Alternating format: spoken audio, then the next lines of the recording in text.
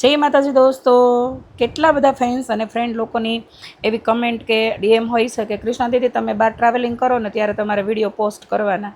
તો ચલો, આ ગોવા ટ્રીપનો એક નાનો એવો મિની બ્લોગ તમે જોઈ શકો છો. અચાનક જ રશ્મિનો કોલ આવ્યો કે ચલો દીદી આપણે ગોવા જવાનું છે, અને બધું અરેન્જમેન્ટ રશ્મિએ કર્યું હતું. તો અમે લોકો બાય ટ્રેન ગોવા નીકળી ગયા. રાત તો ગોવામાં ગપાટા મારતા નીકળી ગઈ, પણ સવારે ઉઠીને અમારે આ ટ્રેનના ડોરવાળું શૂટ લેવાનું એટલે લેવાનું જ ફરજિયાત. અને મને ટ્રેનમાં મુસાફરી કરવી બહુ જ ગમે છે. કોને કોને ગમે છે એ લખજો કમેન્ટમાં. મેં 12 જ્યોતિર્લિંગમાં 10 જ્યોતિર્લિંગ કમ્પ્લીટ કરી દીધી છે. એમાં 10 જ્યોતિર્લિંગમાં 5 થી 7 જ્યોતિર્લિંગ મેં બાય ટ્રેન જ કરી છે મુસાફરી. કાર પણ આવડે છે, સેલ્ફ ડ્રાઈવ અને છે પણ કાર કરતાં પણ મને ટ્રેનમાં મુસાફરી કરવાના ઘણા ફાયદા છે. એક તો આપણે એજડ હોય એટલે કમરનો દુખાવો લગભગ હોય જ, તો એ લોકોને તો બેસ્ટ ટ્રેનમાં મુસાફરી કરવી. અને બીજું ખાસ, ફ્લાઇટ તો વધારે ઇઝી, પણ ફ્લાઇટ કરતાં ટ્રેન એટલા માટે કે આપણા બજેટમાં પણ હોય અને અંદર બધી સુવિધાઓ હોય એટલે કાંઈ વાંધો આવે નહીં. તો મેં ટ્રેનમાં ઝાઝી બધી મુસાફરી કરી છે. રસ્તામાં અમારી ટ્રેન થોડી વાર લેટ થઈ એટલે વંદે ભારત ટ્રેન અમે જોઈ અને વિચાર્યું કે હવે આની અંદર મુસાફરી કરવી છે. બાકી તો લગભગ બધી ટ્રેનમાં મુસાફરી કરી જ લીધી છે. પછી અમે ગોવાના થીમ સ્ટેશને ઉતરી ગયા. જુઓ, અમારા કિંજલબેન ભટકાઈ ગયા ઓલા ભાઈ સાથે, અને પછી ભાઈને ઉધડા પણ લઈ લીધા અમારા કિંજુબેને. અમારી રાશિ જ એવી છે કે સહન કરી નથી શકતી, અને હોય ને ન્યાન્યાને જ બધું બોલી દેવાનું. તો અમારા કિંજુબેન જો લાંબા હાથ કરીને ઓલા ભાઈને બિચારાને ઘમકાવી નાખ્યા કે ભાઈ દેખાતું નથી, એક તો કાળા તડકાના અમે પૂજા હશે ને એમાં તમે હામાં આવો છો ને વગેરે વગેરે વગેરે. કાઠિયાવાડી ગુજરાતી ઘસકાવે એમાં તમને ખબર પડી જ ગઈ છે. પછી અમે લોકો સામે સ્ટેશનથી સામેની સાઈડ જવાનું તો જ્યાં અમને ગાડી લેવા આવે એમ હતી. તો ધીમે ધીમે ધીમે જો ને 9 પગલાં માંડતી હોય ને એમ બધા આવેલા જાય છે ને કિંજુ રાપલતી જાય છે. તો મારો ભાઈ કે આ કોને કહે છે? મેં એક છોકરો ભટકાઈ ગયો ને એને કહે છે. તો જુઓ, ધીમે ધીમે બધા નીચે ઉતરીએ છીએ. તો હું એમ કહું આમ જોતો ખરા, આ મિની બેગ સાથે કેટલી સરસ મજાની નાની છોકરી, કેવા સરસ હેર છે ને એ કેવી હાલી જાય છે ને તું રાપેલમાન બાપા તડકાની. તો એ છોકરીને એમ ઘડીક લડાવી ને રમાડી. પછી ટ્રેન એક મોટા મોટા ટ્રકથી ભરેલી નીકળી એટલે મેં શૂટ કરી લીધું. મારો પૂર્વ કે મમ્મી તમે શું શૂટ કરો છો? મેં કીધું જો ને, મેં કીધું ટ્રેનની અંદર કેટલા બધા ટ્રક છે. મેં આ ટ્રક બધા માલગાડી છે ને? કે હા મમ્મી. મેં આમાં કેમ ચડાવ્યા છે? મને કે મમ્મી તમારા અઢળક સવાલના એકે જવાબ મારી પાસે નથી. મેં કીધું કાંઈ નહીં, ન દેવા હોય તો. પણ આ નવી જનજી જનરેશન ભણેલી ગણેલી છે ને એ મમ્મી પપ્પાના અમુક સવાલ જવાબ બિચારા ન દઈએ, કે કારણ કે આપણા સવાલ જ એવા અઘરા હોય. અને આવા સવાલ જવાબ કરતા હતા ને હજી ત્યાં આવી ગઈ અમારી કાર અમને લેવા. તો રશ્મિ કે હાલ બેન, હોટેલે પહોંચીને હવે ફ્રેશ થાવું ને ત્યારે શાંતિ થાય. ટ્રેનમાં મુસાફરી આમ ગમે, પણ ટ્રેનમાં કંટાળો આવી જાય જો લાંબો રૂટ હોય ને. તો અમે ફટાફટ બધા કારમાં બેસી અને ફૂલ એસી કરાવી દીધી છે કારમાં. અમે કીધું જાનુનું એકાદું ગીત વગાડી નાખો, જાનુડી મારી ગઈ તેલ લેવા.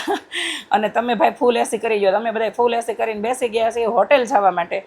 તો હોટેલ પહોંચી ગયા, ત્યાં જઈને બધા ફ્રેશ થયા, મસ્ત મજાના લુક કર્યા, રેડી થયા, અને નીચે આવ્યા ને ત્યાં 5:30 જેવું થઈ ગયું હતું, અને તડકો પણ ઓછો થઈ ગયો. તો અમે વિચાર્યું કે ચલો અમે કોંડોલિમ બીચની નજીક અમે રાખ્યો તે અમારી હોટેલ, અને બીચ નજીક હતો એટલે અમે વિચાર્યું કે હાલો ત્યાં જઈને થોડીક વાર અમે ગપાટા બપાટા મારીએ, કંઈક નાસ્તો બાસ્તો કરીએ, ફોટા બોટા પાડીએ, સરસ લુક કર્યા છે તો વિડીયો કરીએ. કારણ કે અમે રહ્યા યુટ્યુબરો, બહાર જઈએ એટલે અમારે શૂટનું પહેલાં હોય. ઘણા એમ કે તમે તો બહાર જાઓ એટલે પહેલાં ફોટા વિડીયાનું વિચારો. ભાઈ આ અમારું કામ છે અને અમે અમારું કામ કરતા હોઈએ છીએ, બરાબર ને? તો ધીમે ધીમે બધા પોતપોતાની રૂમમાંથી 3 રૂમ અમે રાખી લીધા હતા, અને પોતાની રૂમમાંથી રેડી થઈને ફ્રેશ થઈને અને નીચે આવી ગયા છે. અને આખું કહીને કે 8 જણાની અમે ગયા હતા. તો અમે બધા રેડી થઈને નીકળી ગયા છીએ બીચ જવા માટે. સાવ નજીક હતી, 700 થી 800 મીટર જેટલી કિલોમીટર જેટલી જ હતી નજીક. તો એટલું તો ચાલવામાં પોસાય એમ તો. ગાડી તો હતી ત્યાં, પણ અમે કીધું ચાલો ચાલતા ચાલતા ત્યાંના મસ્ત મસ્ત વ્યૂ છે, મસ્ત મસ્ત લોકેશન છે, ત્યાં ફોટોશૂટ કરતા જશું અને ઘડીકમાં બીચ આવી જશે. થયું એવું, રસ્તામાં જ્યાં હારા હારા લોકેશન હતા ત્યાં બધી અમે ફોટોશૂટ કર્યું. જે મેં ફોટોસ પોસ્ટ કર્યા છે તમે જોઈ લેજો. અને કેવો લાગે છે મને મારો કોટ સેટ? અને રશ્મિ એમ કહે છે કે કેટલા સમય પછી બેન મેં આજે વેસ્ટર્ન આઉટફિટ પહેર્યા છે, હું બહુ જાડી લાગું છું? મેં હા બાપા જાડી જ લાગશો, પણ હવે જાડા છે એને કંઈ પતલા જ નહીં થવાય. કારણ કે 2 થી 3 વાર વેટ ઓછું કર્યું, પણ પીસીઓસીનો પ્રોબ્લેમ છે બંને બહેનોને, એટલે વેટ વધે ને ઓછું થાય. ને કંઈક તો અમારા મોઢે ટેપપટ્ટી નથી લાગતી, એટલે હાવ એવું તો ન જ કહેવાય કે અમને પીસીઓડીનો પ્રોબ્લેમ છે. એટલે ખાવામાં અમે ખાઉધરા છે, કારણ કે રાંધતા હોય ખાતા તો હોય જ, અને રસોઈ બનાવવાનો શોખ એટલો જ છે. તો ચલો રસ્તામાં તમને સારા સારા લોકેશન બતાવતી જઈએ છીએ. અમારા નખરા તો ચાલુ જ છે, અને ફોટોશૂટ વિડીયો શૂટ ચાલુ છે. સાઈડમાં પૂર્વએ કીધું હતું કે લાવો મમ્મી હું તમને શૂટ કરી દઉં. તો ભાઈ શૂટ કરી રહ્યા છીએ. તો ઘણા બધા મસ્ત મજાના સોંગ પર મેં સરસ મજાના કેટલાય સમય પછી વેસ્ટર્ન આઉટફિટ સાથે બીચ પરના વિડીયો પોસ્ટ કર્યા છે. અને ફોટો પણ શેર કર્યા હશે. કારણ કે લગભગ છેલ્લા 2 થી 3 વર્ષથી હું જ્યોતિર્લિંગના દર્શને જઈ રહી છું, તો ત્યાંના બધા વિડીયો ફોટો આવતા હોય છે. ત્યારે તો લગભગ સાડીમાં જ મારા લુક હોય છે, કારણ કે મંદિરના ટાઈપના કપડાં પહેરવાના હોય છે, અને બીચ ઉપર કે હિલ સ્ટેશન આપણે એ ટાઈપના કપડાં પહેરતા હોઈએ છીએ. એટલે ઘણા બધા એવી કમેન્ટ કરી હતી કે કૃષ્ણા દીદી તમે તો કેવા કપડાં પહેર્યા? ભાઈ કપડાં કાંઈ કહેવા નથી પહેર્યા, તમારા અંગ ઉપંગ દેખાતા હોય તો કંઈક પોસ્ટ હોય છે. બાકી મેં તો રંગ વગરના બ્લાઉઝ ઉપર નાની એવી પાટલી સાથેની સાડી પહેરી છે. એમાં લગભગ આખું બોડી દેખાતું હોય, તો એ મર્યાદા સાથે જોડી દીધેલી સાડીને હવે કોણ પહોંચે? પછી રસ્તામાં આવતા હતા મસ્ત મજાના મિની રેસ્ટોરન્ટ, કેફે, અને બધાને લાગી ગઈ હતી ભૂખ. પણ અમે રહ્યા સુરતી કાઠિયાવાડી પ્યોર, તો અમને તો લારીની પાણીપુરી ભાવે. એટલે બધું એ પાણીપુરીની લારી જોઈને તૂટી પડ્યા હશે. કોઈ ભેળ ને, કોઈ મસાલા પૂરી ને, કોઈ દહીં પૂરી ને, કોઈ પાણીપુરી ને, મન ફાવે ઓર્ડર કરીને બધાય મંડાઈ પડ્યા હશે ઊંધે માથે. અને નાસ્તો તમારે હોય જ નહીં હો. બ્રેકફાસ્ટ અમે સવારમાં કરતા હોઈએ ને કાઠિયાવાડી ગુજરાતી, ખાસ અમારી જેવા પ્રોપર કાઠિયાવાડી, એને તો બ્રેકફાસ્ટ રીતે સવારના બપોરના જમણવારની જેમ હોય, દોઢ ભાખરી ઉડાડી દેવાની. જોકે હું તો ભાખરી નથી ખાતી, તો નાસ્તાને અમે જમવાની રીતે જ ખાતા હોઈએ છીએ. કોણ છે મારી જેવું લખજો કમેન્ટમાં, ખોટું નહીં બોલતા. પછી કીધું કે પાણીપુરી ખાવાની બહુ મજા આવી કૃષ્ણા દીદી, પણ પાણીપુરી એવું કંઈ નથી, લેડીઝની મોસ્ટ ફેવરિટ હોય, જેન્ટ્સ પણ ખાતા હોય છે. એટલે જો અમારે તક્ષુ કેવો ખાય છે, એનું તો મોઢી મારી જેમ ઊભા સાંભળેલો જાય એવું છે.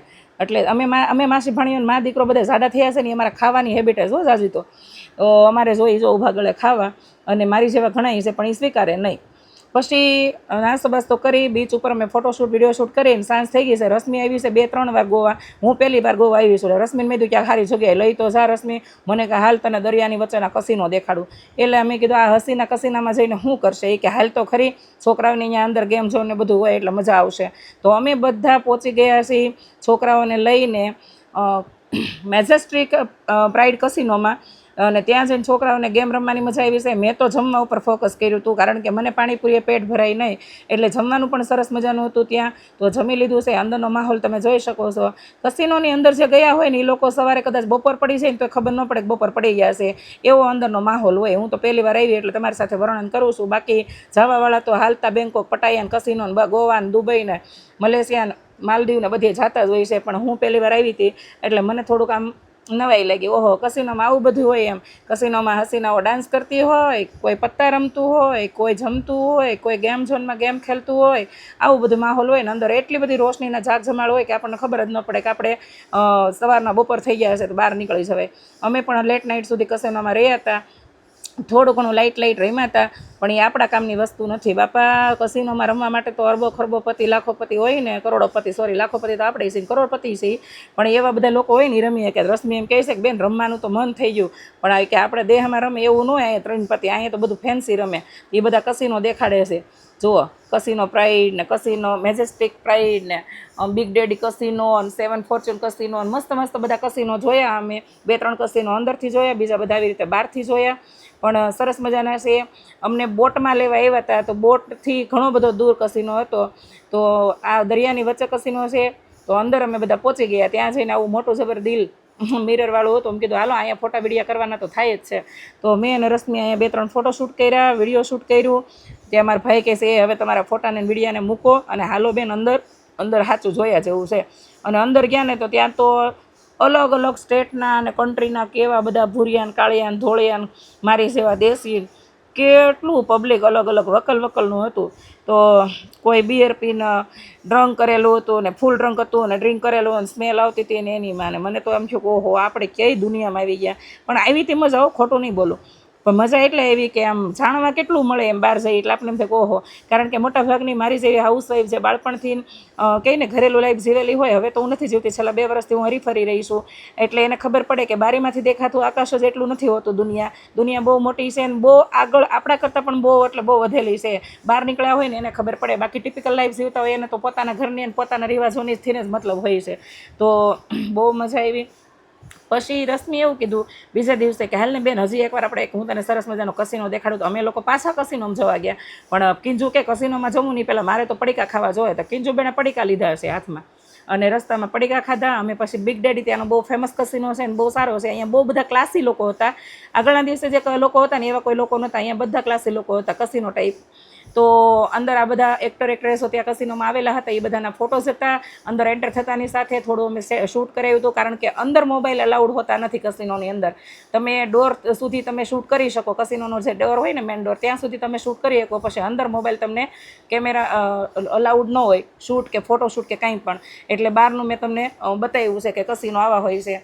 બીજા દિવસે મેં કીધું એટલે હવે કસિનોમાં જઈને તો થાકી ગયા, અમારે તો વિડીયો ફોટોશૂટ કરવા છે ને ગોવામાં બહુ બધા એમ કહે છે સારા સારા બીચ છે, આજ તો અમારે કસિનોમાં આવવું જ નથી. તો હું હજી વાત કરું છું ને, જ્યાં કિંજુએ તો સૂઈ ગયા બેન, અડધી રાત સુધી કસિનોમાં બધું જોતા હતા ને, તો બેનને નીંદર નહોતી થઈ, તો બેન સૂઈ ગયા. રશ્મિબેન તૈયાર થાય છે, મેકઅપ બેકઅપને પ્લાસ્ટર કરે છે.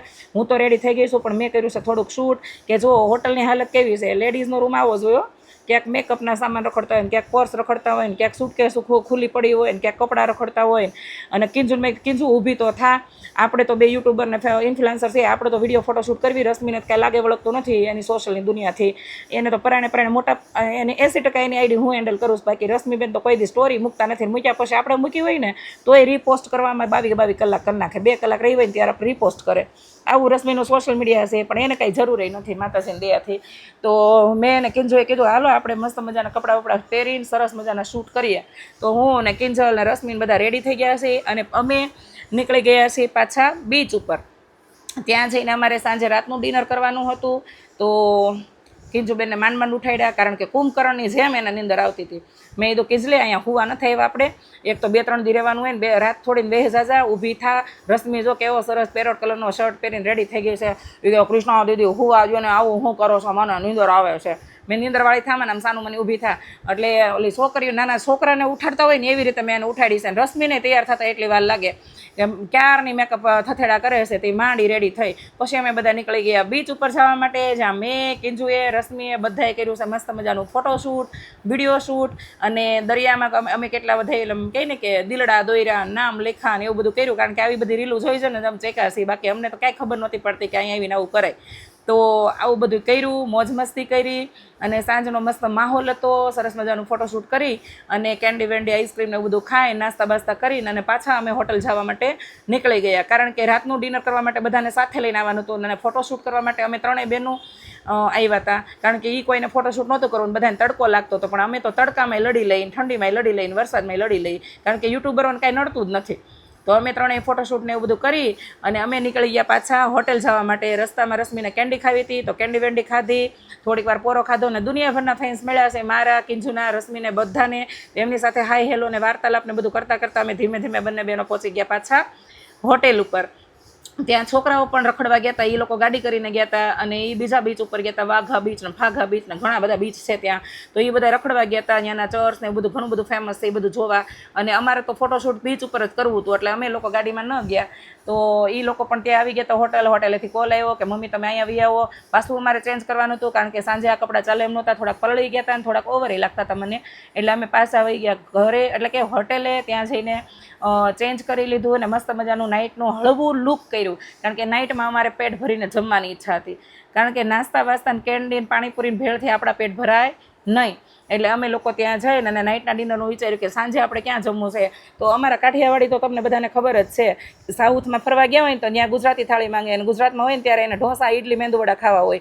એટલે અમે બધા સાંજે જમવા માટે પાછા બીચ ઉપર પહોંચી ગયા છીએ. જો રશ્મિ એમ કહે છે કે એટલી બધી ભૂખ લાગી છે ને, એટલી બેન હું થાકી ગઈશું ને, તો મારા હાથે તો પર્સે નથી ઉચકાય એમ, તેણે માથે પર્સ મૂક્યું. પણ આ અમારા ખુલીને જીવવાવાળા જે બોલવામાં તે હળવાશ અનુભવતા હોય, કપડાં પહેરવામાં હળવાશ અનુભવતા હોય, ને ખુલીને બોલી શકતા હોય ને, એ સાચું જીવન જીવી રહ્યા છે. બાકી પ્રોફેશનલ દેખાવાના ચક્કરમાં, પ્રોફેશનલી લેંગ્વેજના ચક્કરમાં ઘણા લોકો ઘણી વાતોય નથી શેર કરી શકતા, ઘણું ખુલીને જીવન ન જીવી શકતા, અને ફિટ અને કહીને સ્ટ્રેચેબલ કપડામાં પોતાની જાતને હળવી નથી કરી શકતા. એટલે આવા દમ દેખાડાવાળા લોકોથી અમે બધા દૂર છીએ. તો અમે લોકો આવી ગયા બધા ધીમે ધીમે ચાલીને પાછા બીચ ઉપર, અને મસ્ત મજાનું જમી લીધું છે. એક છે ત્યાં બહુ બધી ગ્રીનહરી છે ને, એટલે ઓક્સિજન એકદમ ક્લીન છે, એટલે અમને કોઈ જાતના પેટની કોઈ સમસ્યા નથી. નહીંતર હું તો બહાર છું એટલે મને પહેલાં કબજિયાત, ગેસ ને એવું બધું થઈ જાય, પણ આ વખતે મને એવું કાંઈ નથી. એટલે રશ્મિ કે અહીંના હવામાનનો પ્રભાવ બેન. તો તમે જોઈ શકો છો કે બીચ ઉપરનો માહોલ કેવો છે. મસ્ત મજાની લાઇટિંગ છે, કોઈ ડાન્સ કરી રહ્યું છે, કોઈ ફોટોશૂટ કરી રહ્યું છે, કોઈ વિડીયો શૂટ કરી રહ્યું છે.